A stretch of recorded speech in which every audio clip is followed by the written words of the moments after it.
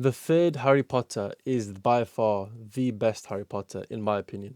The Prisoner of Azkaban. And since a kid, I don't know why I found it to be the best one. But now, as I've grown up, I've realized, I've done my research and I realized it's because of the cinematography. The first two were directed by Chris Columbus, and the third one was by Alfonso Cuarón. That's how you say his name, I think. Anyway, so this was a guy who's just come into the scene. He was hired to be the director for The Prison of Azkaban, and as a kid, it was always my favorite one because it was the first time in Harry Potter you've seen the shift. In the first two films, it's a bit childish. It's a very much like, fairy tale and that. And then in the third one, bro, I'm telling you, you see the whole film change. You see everything change. The Dementors, the darkness, the evil side, Sirius Black in jail and all that. Oh man. That film as a kid was always my favorite, but people always revert to the Goblet of Fire because of the dragons, the whole games. Don't get it twisted. The Goblet of Fire, if that's your favorite, I don't blame you. It's amazing. It's probably my second favorite, but something about Prisoner of Azkaban, I can't explain it. And now, as a grown man who's into cinematography and filmmaking, I've realized there's reasons behind why that kid, many years ago, as in me, preferred that over the rest. And it was down to something that was innate inside me all these years. The cinematography in that film is next level. Unbelievable. The way he frames his shots. Oh my God. If you know, you know. If you're into this kind of stuff, you'll understand what I mean. And I find myself these days sitting in cinemas and sitting in, cinemas or watching a film at home. And I'm always analyzing the shots and composition of what directors are trying to do now. And composition, basically this special graph right now that you can see on my screen, the rule of thirds, you've got the two horizontal lines and the two vertical lines, and then you've got the little corners. This is everything.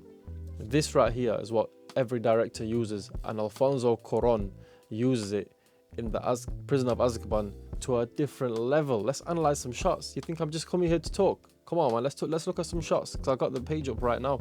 So, boom. Okay, first of all, straight away, we've got Harry approaches Buckbeak, and there you go. We've got rule of thirds going on. Harry in the third down there, and Buckbeak in the first third. And clearly you can see this here is telling a story. Buckbeak over the shoulder, Harry's in the background, Buckbeak in the foreground, and Harry's like approaching him. It shows that there's something mysterious. What's going on? We don't know. And don't get twisted, I ain't a professional, bro. I'm gonna say a lot of stuff right now that people might disagree with. Real directors might think, what is he talking about? But I'm telling you, look at this shot here, man. The Patronus to fight the Dementors. Just look at this shot. If that ain't rule of thirds, I don't know what is. You've got Harry in the first third of the film, of the picture, and you've got these Dementors in the top horizontal line in the top corner. And then you've got the bottom kind of this icy little lake. And you can clearly see the power dynamic in this shot. You can see Harry is outnumbered. You can see he's backed up in a corner, literally. The shot is showing that he is backed up in a corner. If Harry was placed in the middle somehow, it might show he's got more power now. He's in the middle, he's taking charge, he's using his Patronus. But just because of the placement, you see he's at a disadvantage. This shot is unbelievable, man. Then let's look at more shots. This is a great shot. The Dementors surround Hogwarts. This is an unbelievable shot. Again, you've got the use of the thirds. First third covered by a large Dementor. The final third covered by a large Dementor. In the middle, Hogwarts looking tiny, looking submissive. Even though Hogwarts is a massive university, magic school, and we know how big Hogwarts is, it looks tiny in the shot only by two single Dementors, and it's because we are zoomed right into the Dementors, making them look big. They're covering half the screen. They're covering a third of the screen each. One third and the third, and the middle is by the school.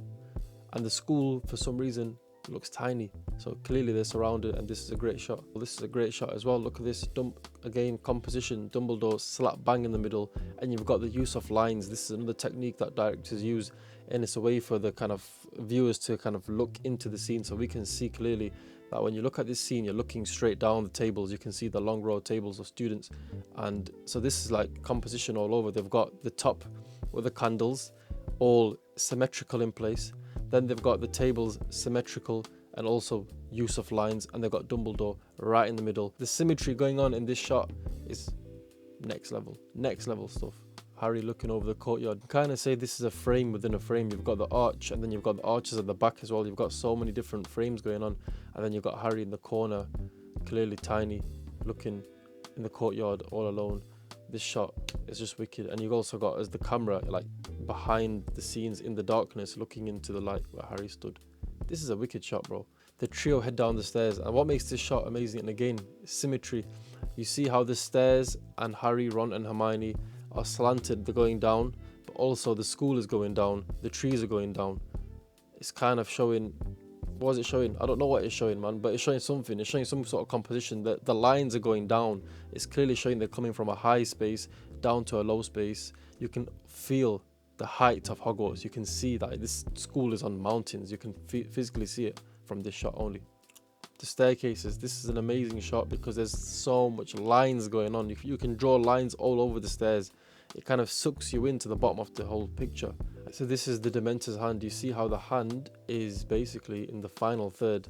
So the first 2/3 are going to be covered by the Dementor when he reveals himself, showing how big he is. That's what it's showing. That is what this scene is showing.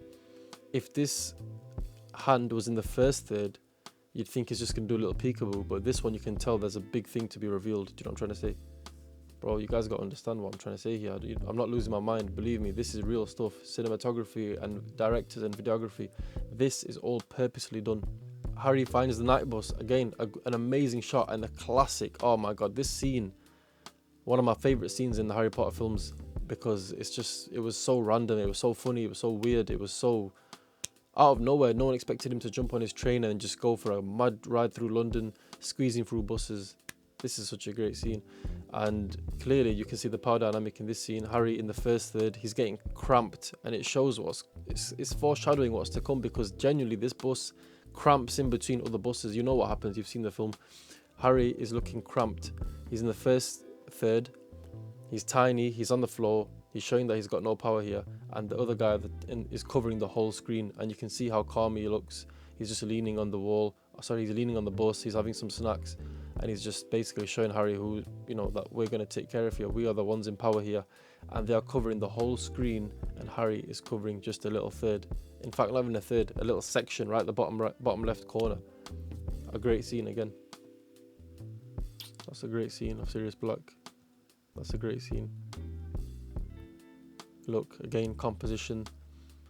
The rule of thirds pointing towards something that's going to be revealed. Like Snape, rule of thirds. You can see the first 2/3 of the screen are kind of undiscovered. We don't know what's there. Kind of showing that these guys are in danger, and they clearly are in danger. You can see their faces. We've done this one. That's the magic bus squeezing through again. Rule of thirds. Sirius Black in the first third. You got a light in the last third, kind of showing there's always hope to be released, and he does get out. We know that. Again, there. Over the shoulder. Yeah, man, forget about it. And this is why Harry Potter and the Prisoner of Azkaban will always be my favorite. Always has been, and it always will be. It was the time Harry Potter changed its brand. It changed everything, and it changed it for the better.